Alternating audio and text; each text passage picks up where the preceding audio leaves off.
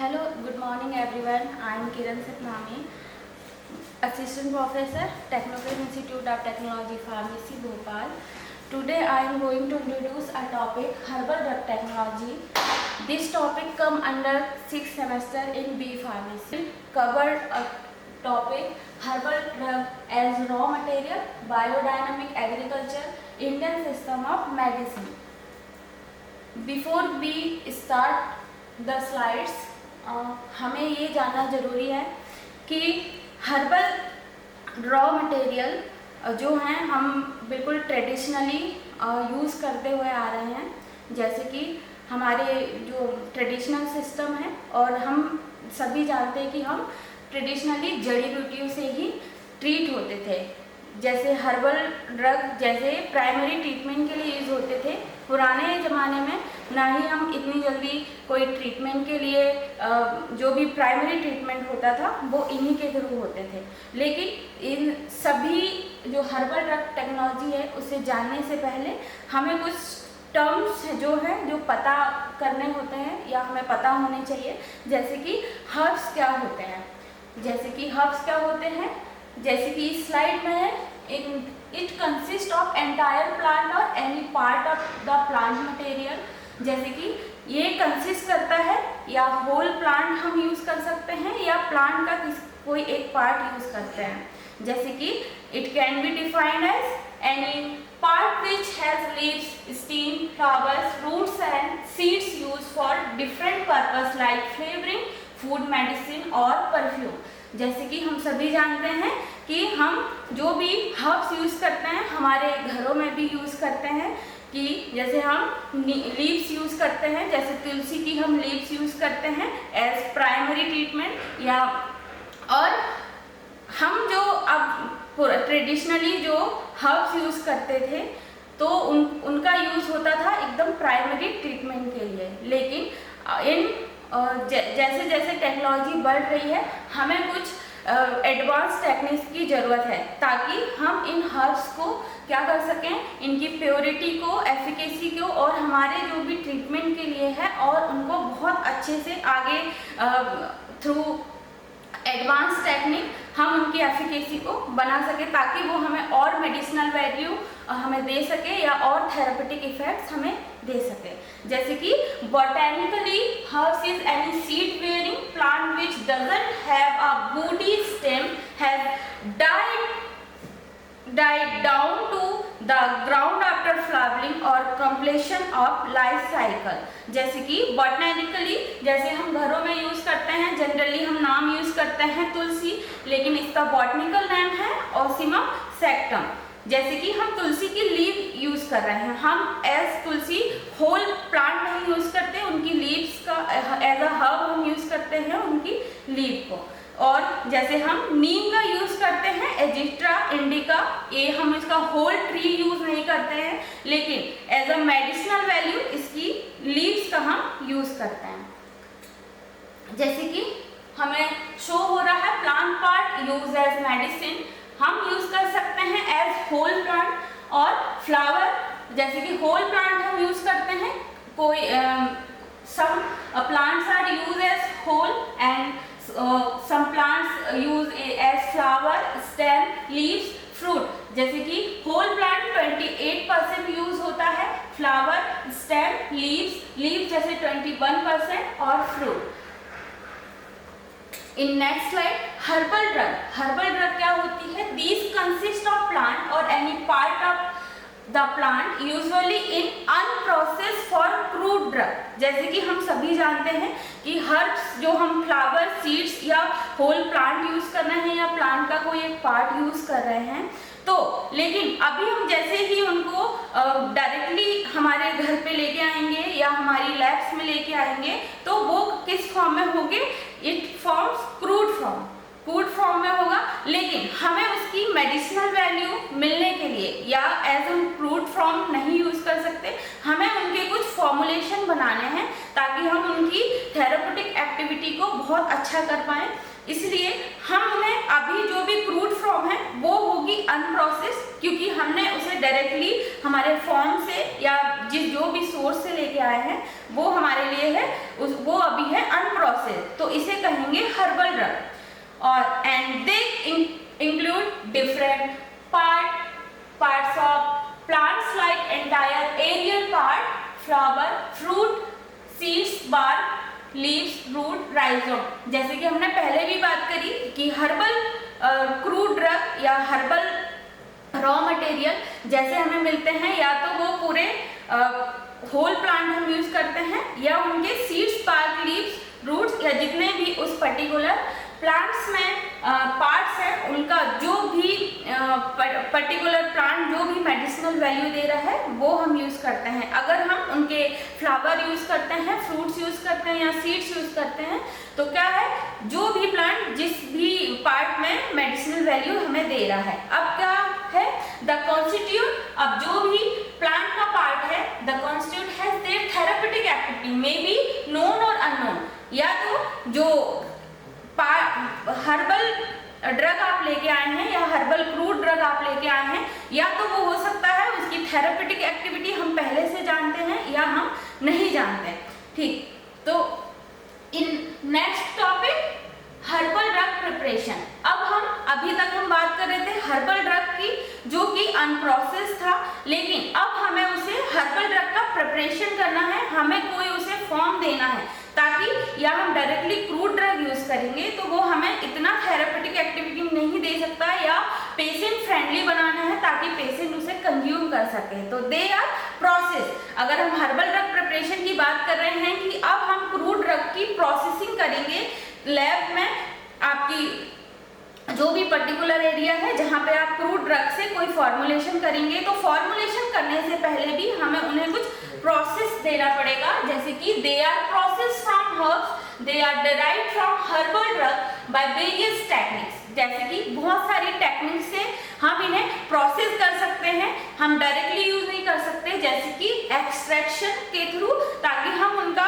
Extract निकाल सके, फ्रैक्शनाइजेशन, purification, concentration, fermentation, and may be in the form of powder extract, tincture, fixed oils, volatile oil, resins, gum, etc. जैसे कि अगर हम जैसे हर्बल ड्रग को क्रूड ड्रग के फॉर्म में लेके आए हैं, अब हमें प्रोसेसिंग करनी है, तो हम उन्हें डिफरेंट टेक्निक से उनकी प्रोसेसिंग करेंगे, जैसे जो भी टेक्निक्स वहाँ पे रिक्वायर होंगी। They contain a mixture of various constituents. However, pure isolated compound does not come under this category. जैसे कि अगर प्रोसेसिंग आप कर रहे हैं हर्बल ड्रग की, क्रूड ड्रग की प्रोसेसिंग हो रही है ताकि उन्हें हम एक हर्बल वैल्यू या थेरेप्यूटिक वैल्यू में ला सकें, तो क्या कंटेन करेगा, इनके जो भी कॉन्स्टिट्यूट हैं वो आइसोलेटेड फॉर्म में जितने भी होते हैं वो इस कैटेगरी में नहीं आते। हर्बल मेडिसिनल प्रोडक्ट, जो हर्बल मेडिसिनल प्रोडक्ट हम बना देंगे, आइदर हम it can B tablet form, elixir form, syrup form, जितने भी डोजेस फॉर्म है, अगर हम उनके हर्बल मेडिसिनल प्रोडक्ट बना देंगे, these known as finish herbal product. These are the medicinal product which contain exclusively herbal drug or herbal drug preparation which are made from one or more herbal। जितने भी medicinal product आप बना रहे हैं herbal के, वो exclusively herbal drug contain करेगा, और हर्बल ड्रग प्रिपरेशन जो कि एक हर्ब या एक से ज़्यादा हर्ब से हम उन्हें बना सकते हैं। जरूरी नहीं है कि हम एक ही हर्ब यूज करें, एक या एक से ज़्यादा हर्ब भी हम यूज कर सकते हैं, जैसे बहुत सारे फॉर्मुलेशन बनाने के लिए, ताकि हमें ज़्यादा थेरेप्यूटिक वैल्यू मिल सके, हम ज़्यादा प्रिवेंट कर सकें उस डिसीज को, जिस भी पर्टिकुलर डिसीज के लिए हम बना रहे हैं। They may contain excipient in addition to active ingredient. जैसे कि हम सभी जानते हैं कि हम बिना एक्सिपिएंट्स के फॉर्मुलेशन नहीं कर पाएंगे या फॉर्मुलेशन को एक फॉर्म नहीं दे पाएंगे, इसलिए हमें इनका डोजेस फॉर्म बनाने के लिए एक्सिपिएंट्स का यूज करना पड़ता है। अब मार्केट में बहुत सारे हर्बल मेडिसिनल प्रोडक्ट्स भी प्रिपेयर होते हैं, और हमारे फॉर्म में हमारी जितनी बहुत सारी जनरेशन डायरेक्टली या इनडायरेक्टली हम हर्बल ड्रग का यूज कर रहे हैं as primary treatment. So herbal medicinal product include various herbal formulation like tablet, syrup, capsules, semi-solid dosage form, etc. And these are the medicinal products which contain exclusively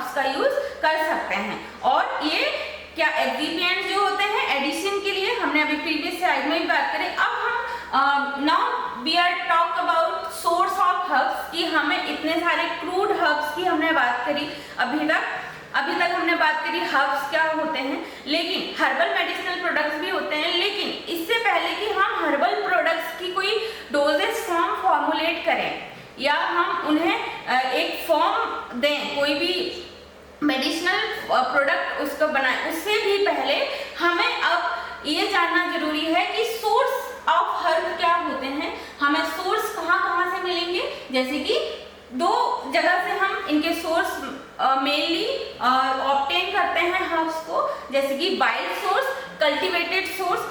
wild source जो होते हैं, wild source basically हमें obtain होते हैं from forest, plain, river plants and जो भी wild source होते हैं फॉरेस्ट सोर्स से हमें मिलते हैं। और इसमें हमें लेबर की जो कॉस्ट होती है वो बहुत कम होती है, लेस टाइम कंज्यूमिंग होती है वैसे ही। और जैसे हमने बात करी वाइल्ड सोर्स की, तो वाइल्ड सोर्स बेसिकली हमें प्लांट से प्राप्त मिलता है, जैसे कि एनवायरमेंटल, लेकिन इनमें कुछ चेंजेस भी हो सकते हैं। जैसे कि चेंजेस हो सकते हैं कि जब हम फॉरेस्ट से हर्ब्स को लेके आएंगे तो एनवायरमेंटल चेंजेस के कारण हमें कुछ डिसएडवांटेज इन वाइल्ड सोर्स के मिल सकते हैं।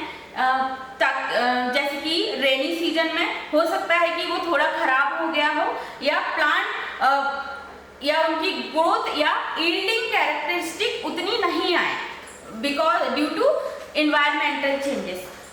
सो modern scientific techniques in this source of herbs हम मॉडर्न टेक्निक्स का यूज नहीं करते हैं क्योंकि ये हमें नेचुरली मिल रहे हैं। मॉडर्न टेक्निक्स का यूज हम नहीं करते हैं, तो modern scientific techniques can't be applied to increase the yield as well as quality. हम इनकी यील्डिंग के लिए या यील्ड ज़्यादा से ज़्यादा मिले हम मॉडर्न टेक्निक्स का यूज नहीं कर सकते, क्योंकि एज हमने अभी जाना कि ये बायो सोर्स है या हमें फॉरेस्ट से मिलते हैं।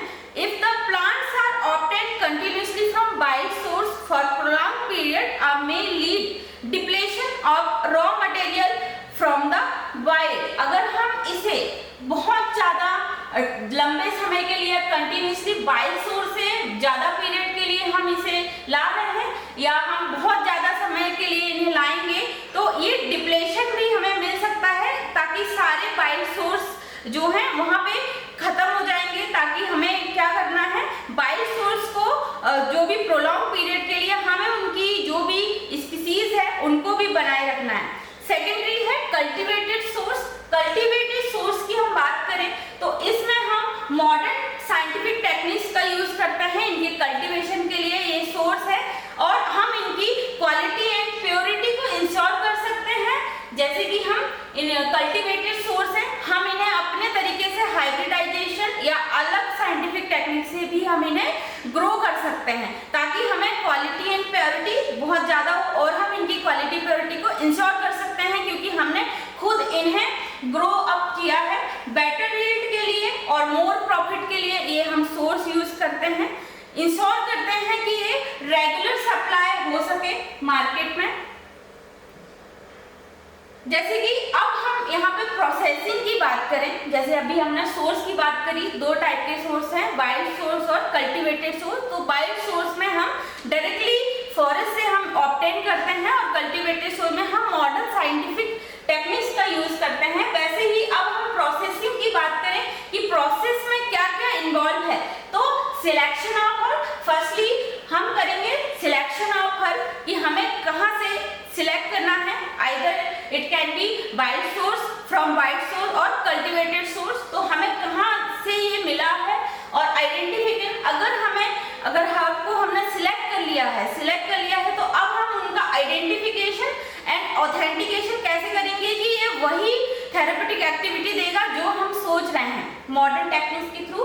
कल्टीवेशन ऑफ हर्ब्स, अगर हमने उनका आइडेंटिफिकेशन कर लिया है तो हम उनका कल्टीवेशन कैसे करेंगे, फिर हम उनकी कलेक्शन कैसे करेंगे, फिर रॉ मटेरियल।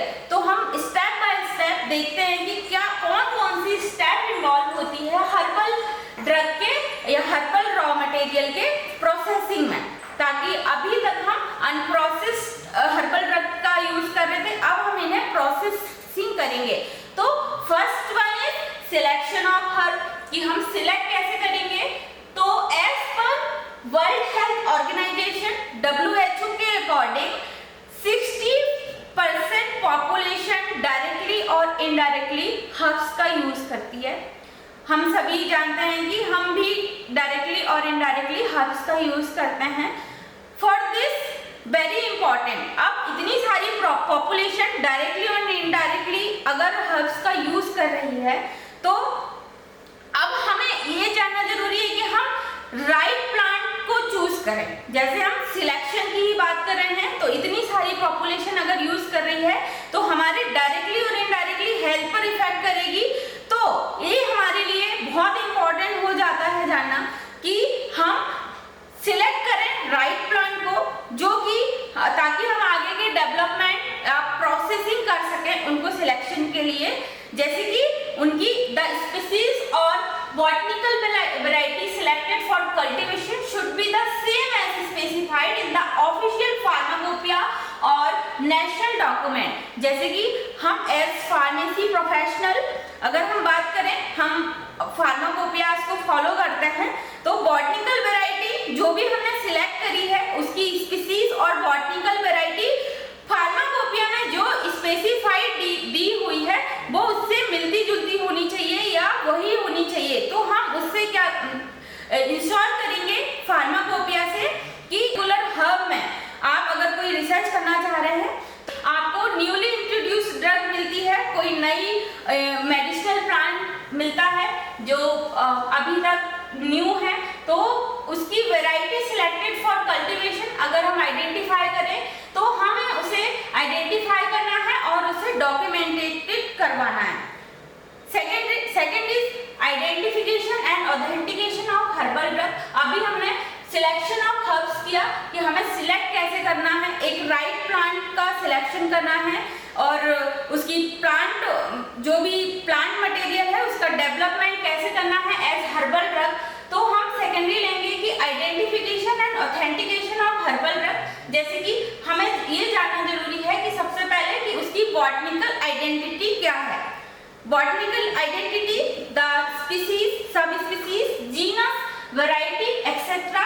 जैसे कि बॉटनिकल वैरायटी हम मॉडर्न टेक्निक्स का यूज कर रहे हैं, तो हम मॉडर्न टेक्निक्स यूज करने के साथ साथ उसकी बॉटनिकल आइडेंटिटी भी जानना जरूरी है। तो हमें ये बॉटनिकल आइडेंटिटी कहाँ से पता चलेगी, तो हमें अगर species, sub species, genus, variety पता करना है तो हमें कल्टीवेशन शुड बी वेरीफाइड और क्वालिफाइड बॉटनिस्ट और इंस्टीट्यूट। तो हमें अपने से कुछ नहीं करना है, बॉटनिकल आइडेंटिटी पता करने के लिए हमें वेरीफाई करवाना है एक बॉटनिस्ट से, जो कि एक क्वालिफाइड बॉटनिस्ट होगा, या जो भी इंस्टीट्यूट है बॉटनी का उसमें जो भी बॉटनिस्ट है, यहाँ पे हमें इंस्टीट्यूट में जाके हमें रिकॉर्ड कराना है कि हमने कोई नई मेडिसिनल प्लांट को देखा है या हम इसमें रिसर्च करना चाहते हैं। Second is specimens.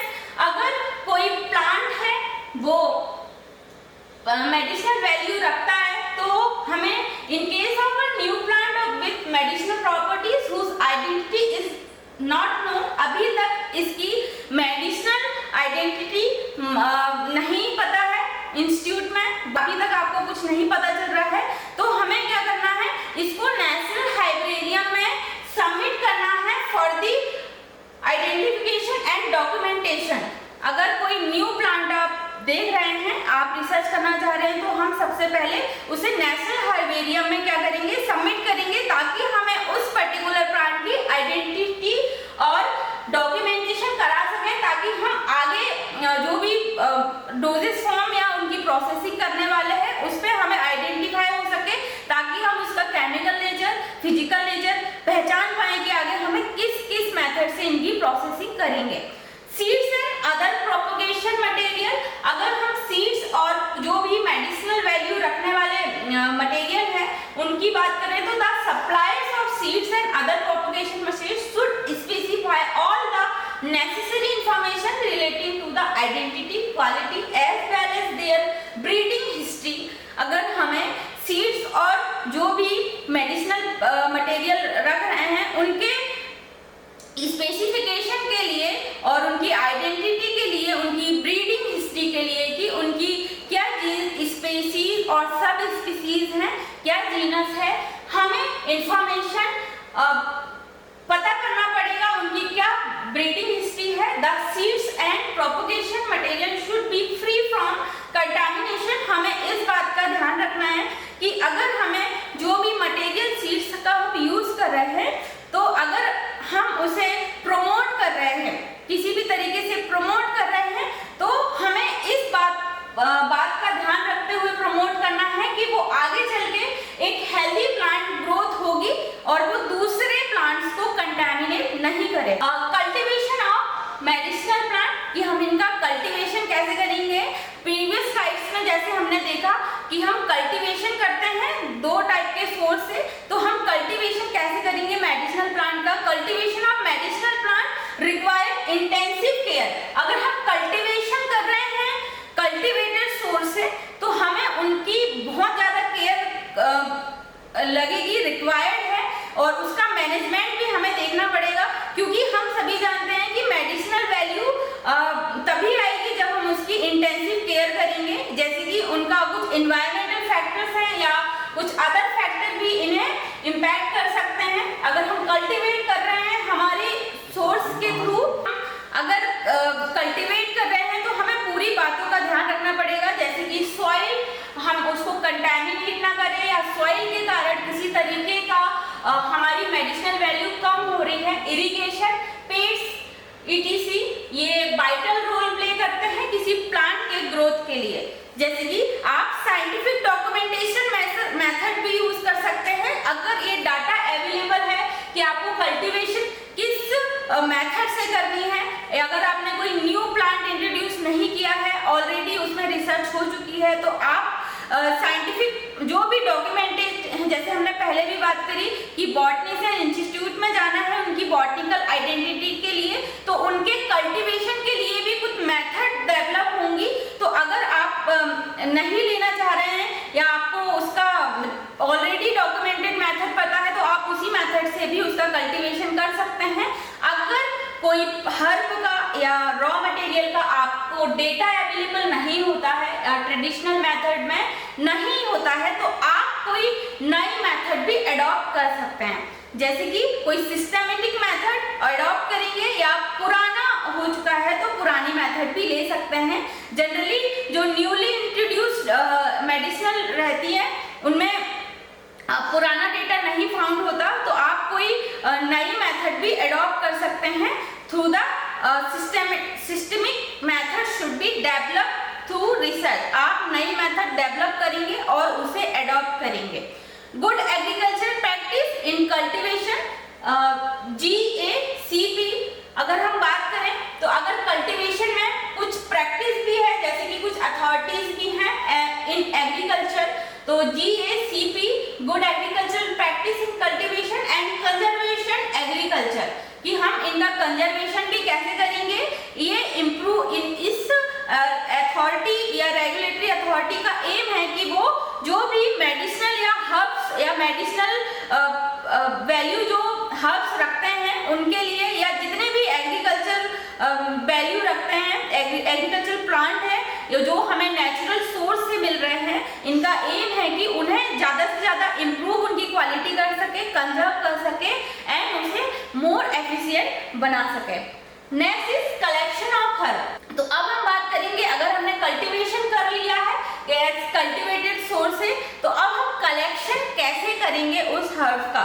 कलेक्शन करने के लिए for the collection of medicinal plant a proper time should be selected. हम सभी जानते हैं कि हर्ब्स को कलेक्ट करने के लिए एक प्रॉपर टाइम हो कि उसका जो मेडिसिनल प्लांट है या जिस भी प्लांट का पार्ट आप यूज कर रहे हैं एज होल प्लांट और प्लांट का कोई भी पार्ट, कि वो प्रॉपर टाइम में आप सिलेक्ट करें ताकि हमें मैक्सिमम यील्ड मिल सके, मैक्सिमम थेरेप्यूटिक वैल्यू उस प्लांट की मिल सके, तो मैक्सिमम अगर वो फुल तरीके से उसका डेवलपमेंट, उसकी ग्रोथ नहीं हुई होगी तो वो हमें मैक्सिमम यील्डिंग नहीं दे पाएगा। तो इसलिए हमें एक पर्टिकुलर टाइम पीरियड सिलेक्ट करना चाहिए कि कौन सी उसके ताकि मैक्सिमम हमें थेरेप्यूटिक वैल्यू तो दे ही, और उसके केमिकल जो भी कॉन्स्टिट्यूट है और जो भी उसमें लेबर एम्प्लॉय हो रहे हैं वो भी एक क्वालिफाइड होने चाहिए, उन्हें भी पता होना चाहिए। They are train to identify and select the herbs as per proper stage. जो भी लेबर उसमें एम्प्लॉयड हैं वो उनको भी पता होना चाहिए कि वो प्रॉपर स्टेज में उस हर्ब को कल्टीवेट या कलेक्ट कर सकें। Secondary, the age of plant also plays a vital factor. अगर प्लांट की एज बहुत कम है या प्लांट की एज बहुत ज्यादा है तो ये भी हमें लीड कर सकती है डिसीज ऑफ प्लांट। जैसे कि कुछ डिसीज कॉज हो सकती है, तो हमें ये भी पता करना है कि वो प्लांट जो है वो डिसीज फ्री है पहले तो, और उसकी एज बहुत ज्यादा है या बहुत कम है, ताकि हमें ज्यादा से ज्यादा मेडिसिनल वैल्यू वो प्लांट दे सके। Season of collection should be given due to consideration by selecting the plant for collection। अगर हमें सीजन भी हमें ये भी पता होना चाहिए कि अगर वो प्लांट किसी डिसीज उस प्लांट को हो गई है तो हमें उस प्लांट को रिजेक्ट करना है, और सीजन भी पता करना है कि उस प्लांट के कलेक्शन के लिए कौन सा सीजन ज्यादा अच्छा है। कुछ रेनी सीजन में हर्ब्स आते हैं, कुछ समर सीजन में, कुछ विंटर सीजन में, तो हमें ये भी पता करना है। तो एज ऑफ द प्लांट भी वाइटल रोल प्ले कर रही है कलेक्शन ऑफ हर्ब्स के लिए। Now processing of herbal raw material. अब हम प्रोसेसिंग करेंगे। अभी तक हम बात कर रहे थे अनप्रोसेस्ड ड्रग की या फ्रूट ड्रग की, कि हमने कैसे किन किन सोर्स से उन्हें कल्टीवेट किया है, कैसे हमने उसे कलेक्ट किया है, सिलेक्ट किया है। तो अब हम बात करेंगे processing of herbal raw material की, कि अब हर्बल रॉ मटेरियल की आप प्रोसेसिंग कैसे करेंगे ताकि हम उसे अब मेडिसिनल प्रोडक्ट के तौर पे आगे बनाएंगे, कोई डोजेस फॉर्म हम उसका यूज करेंगे। तो processing of herbal raw material involve various stage इसमें होती है, जैसे कि primary and secondary stage. Basically in this processing of herbal raw material हम यूज करते हैं दो टाइप की, प्राइमरी एंड सेकेंडरी प्रोसेसिंग। तो processing of herbal raw material in primary processing, garbling, washing, parboiling, leaching, drying का हम use करते हैं। तो these are gargling, washing, parboiling, leaching, drying is comes under the primary processing, and in secondary processing we are cutting, sectioning, aging, sweating, baking, roasting, boiling, steaming, stirring, frying, fumigation and extraction। तो इस पूरी method के through हम herbal raw materials की processing करेंगे। अब हम बात करते हैं प्राइमरी प्रोसेसिंग में। जो processing of herbal raw material primary processing में इट इज अ बेसिक और इनिशियल प्रोसेसिंग। जो प्राइमरी प्रोसेसिंग है वो बहुत ही बेसिक और इनिशियल प्रोसेसिंग है। सो फर्स्ट वन इज गार्बलिंग और शॉर्टनिंग। अगर हम बात कर रहे हैं, अभी तक हमने ये जाना है कि हर्बल रॉ मटेरियल का हमें कौन सा सिलेक्ट करना है, कि कौन सा प्लांट हमें सिलेक्ट कर रहे हैं, कौन सा होल प्लांट या कोई पार्ट हम सिलेक्ट कर रहे हैं।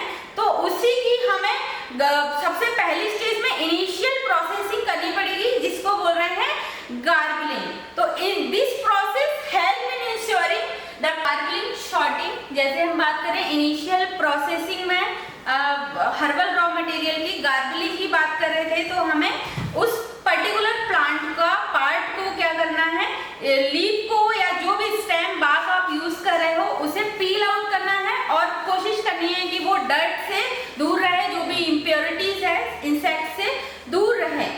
और अगर हमें कुछ मैकेनिकल प्रोसेस का यूज करना पड़ता है तो परफॉर्म मैनुअली। अगर हम कोई मैकेनिकल प्रोसेस का यूज करते हैं तो कोशिश करें कि वो मैनुअली हैंड से परफॉर्म की गई हो।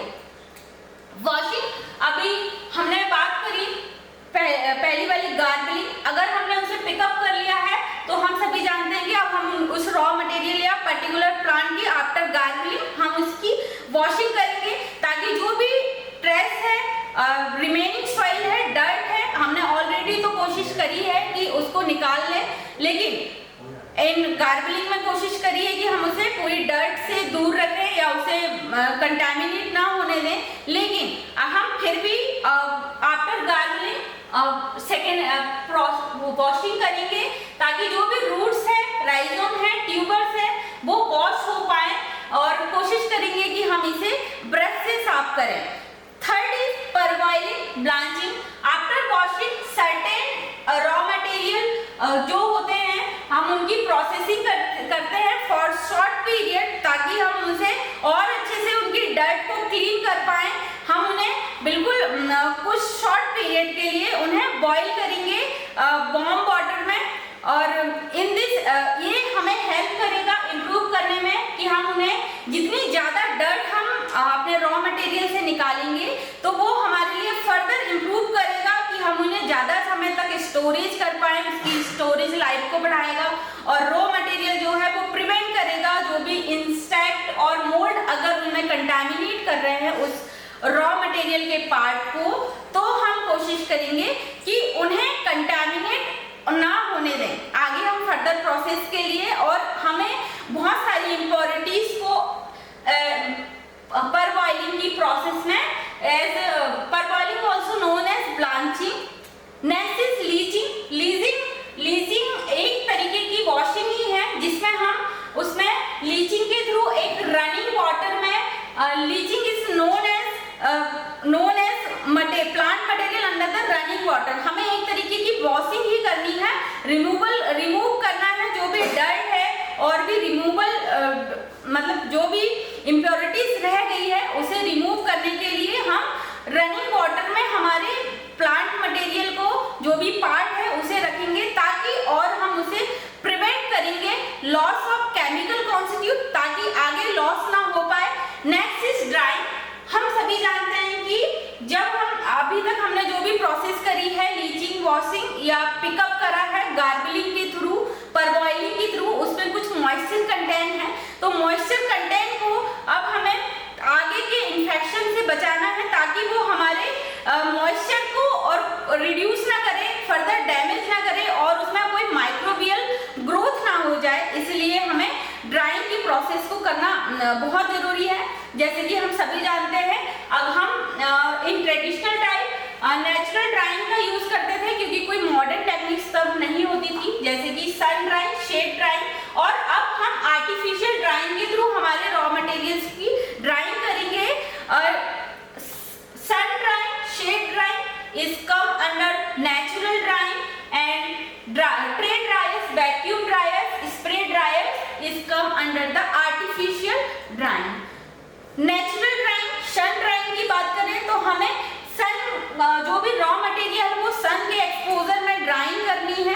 शेड ड्राइंग, कुछ अगर वो रॉ मटेरियल डायरेक्टली सन के कांटेक्ट में आके उसकी जो भी थेरेप्यूटिक वैल्यू है या उसका कलर चेंज नहीं होगा तो हम उसे डायरेक्टली सन में ड्राई कर सकते हैं।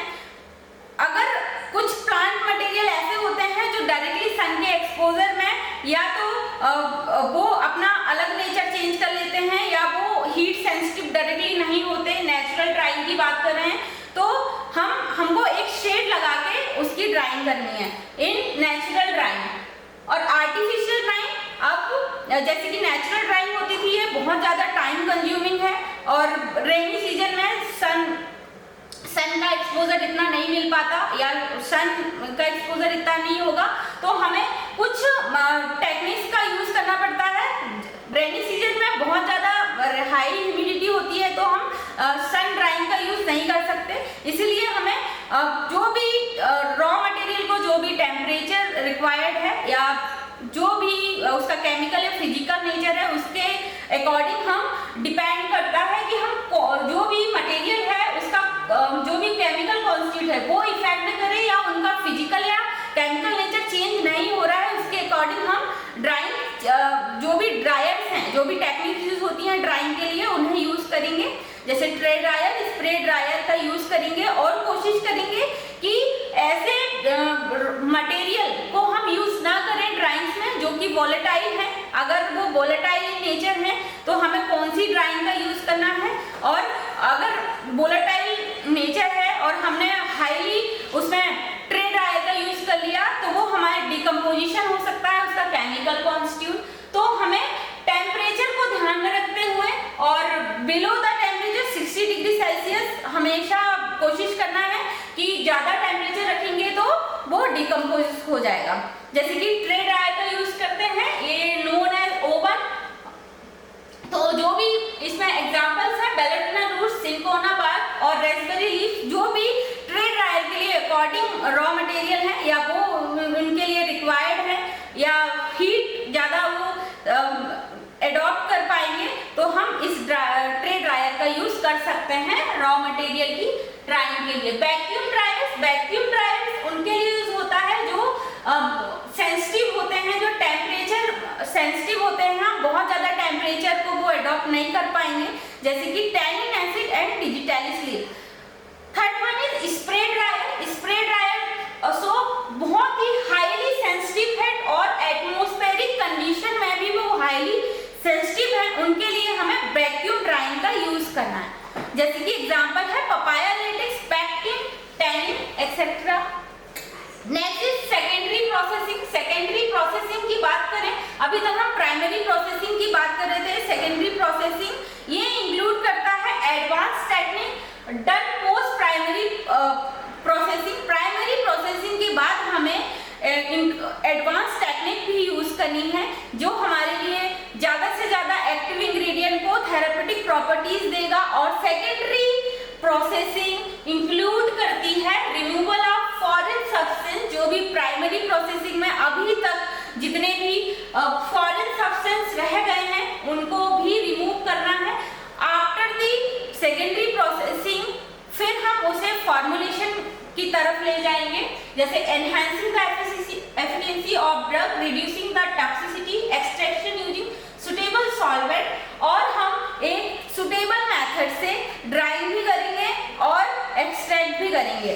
तो जैसे कि first one is cutting, sectioning and combination, ये आता है आफ्टर दी प्राइमरी ड्राइंग। अगर हमें जो रॉ मटेरियल है उसकी प्रोसेस करना है सेकेंडरी प्रोसेसिंग, तो हम उसे स्मॉलर पीसेस में या स्मॉलर साइज में उसे कटिंग करेंगे, उसकी सेक्शनिंग करेंगे, कम्युनिकेशन करेंगे ताकि हम एक्सट्रैक्शन कर पाए। हम as whole raw material use नहीं कर सकते फर्दर मटेरियल के लिए, ताकि हम उन्हें एक स्टोरेज में भी हमारे लिए कन्वीनियंट होगा और एक्सट्रैक्शन के लिए भी हम जो भी मेथड अडॉप्ट कर रहे हैं, जो भी मेथड उसके लिए हमने लिया है, तो उसके लिए भी हमें स्मॉलर साइज में पीस करना पड़ेगा, कटिंग करनी पड़ेगी, सेक्शनिंग करनी पड़ेगी हमारे रॉ मटेरियल की।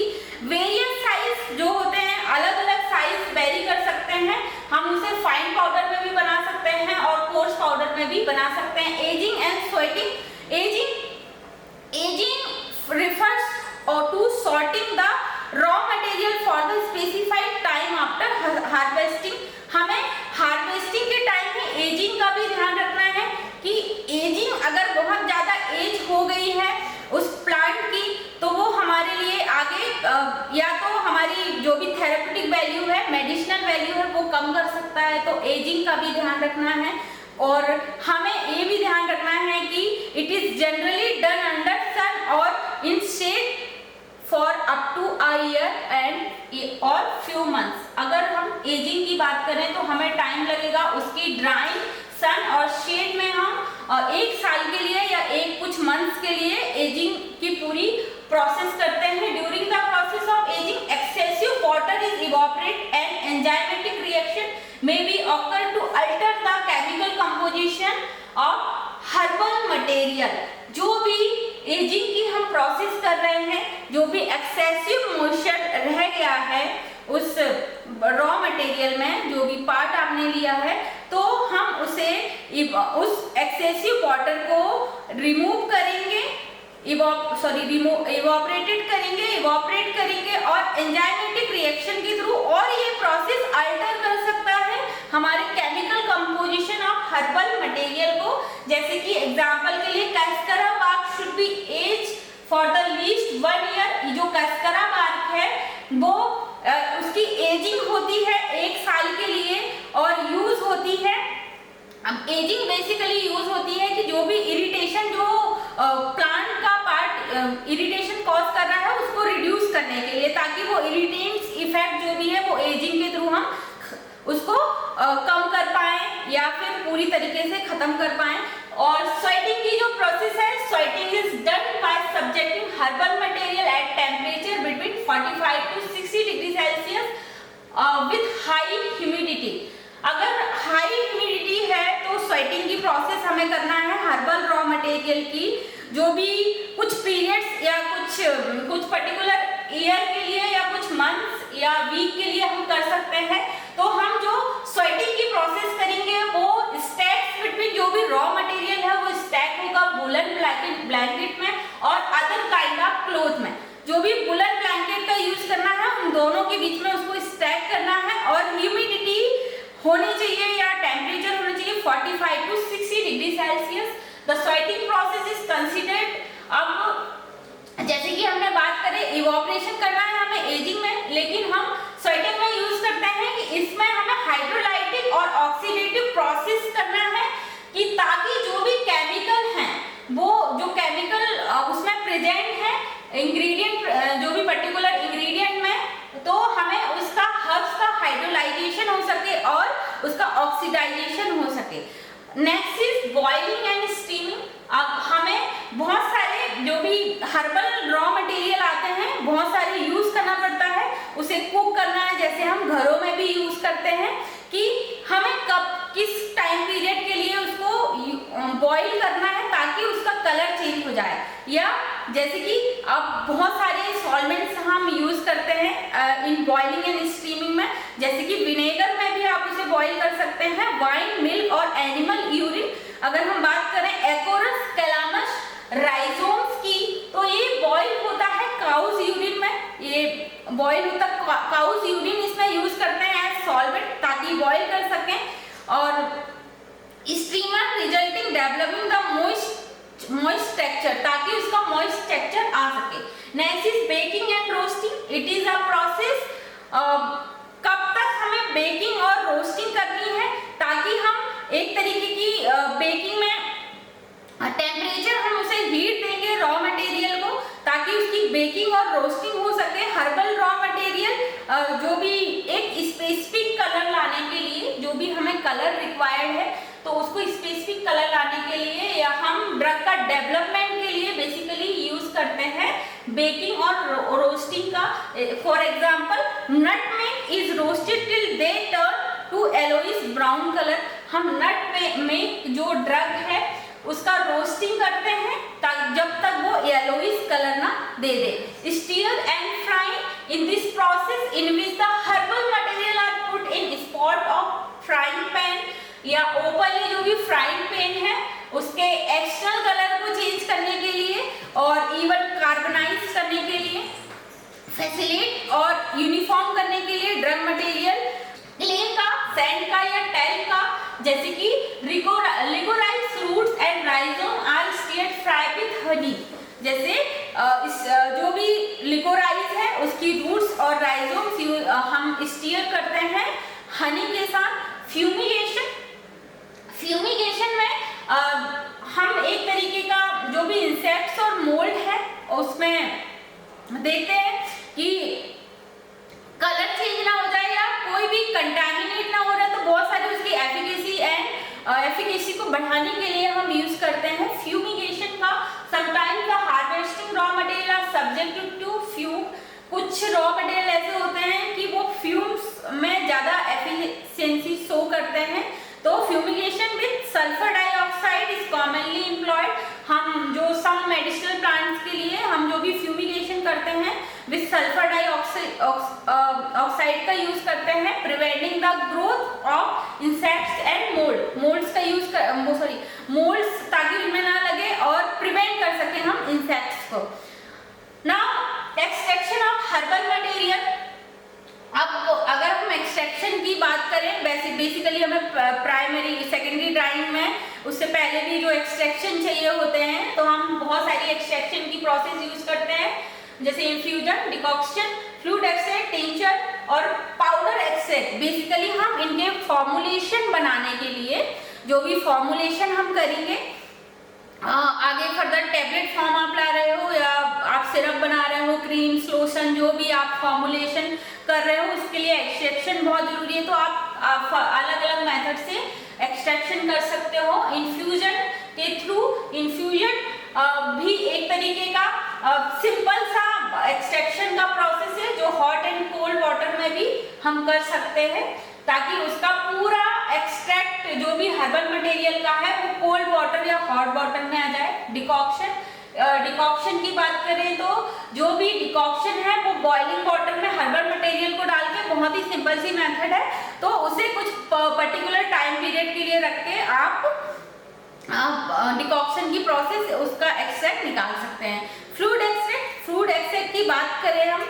तो हम डिफरेंट या तो हम मैसरेशन की या पर्कुलेशन की प्रोसेस से हम निकाल सकते हैं, लेकिन अब हमें वाटर सॉल्वेंट लेना जरूरी नहीं है।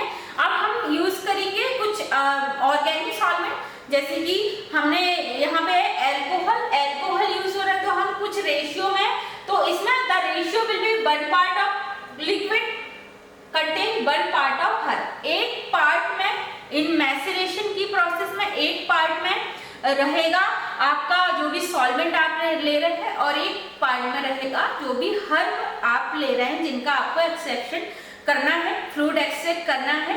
तो मैसरेशन की प्रोसेस या पर्कुलेशन आप कर सकते हैं। तो पर्कुलेशन बहुत ज्यादा समय के लिए होता है। Tincture, tincture banana, it is dilute alcohol extract, जिसमें आप लेंगे 1 पार्ट ऑफ हर्बल मटेरियल, जो भी प्लांट आपने लिया, पार्ट आपने लिया है, 2 और 5 to 10 पार्ट ऑफ सॉल्वेंट। इसमें ये होगा कि आपका ज्यादा सॉल्वेंट का पार्ट रहेगा और एक पार्ट रहेगा आपका जो भी आप हर्बल मटेरियल लिए हो। पाउडर एक्सट्रैक्ट निकालने के लिए ये भी एक तरीके की प्रोसेस है। तो विच प्रोसेस द ड्राइड ग्रेन्युलेटेड और पाउडर्ड मटेरियल, जैसे कि हमने बात करी थी गार्गलिंग की प्रोसेस में। Now we are ending,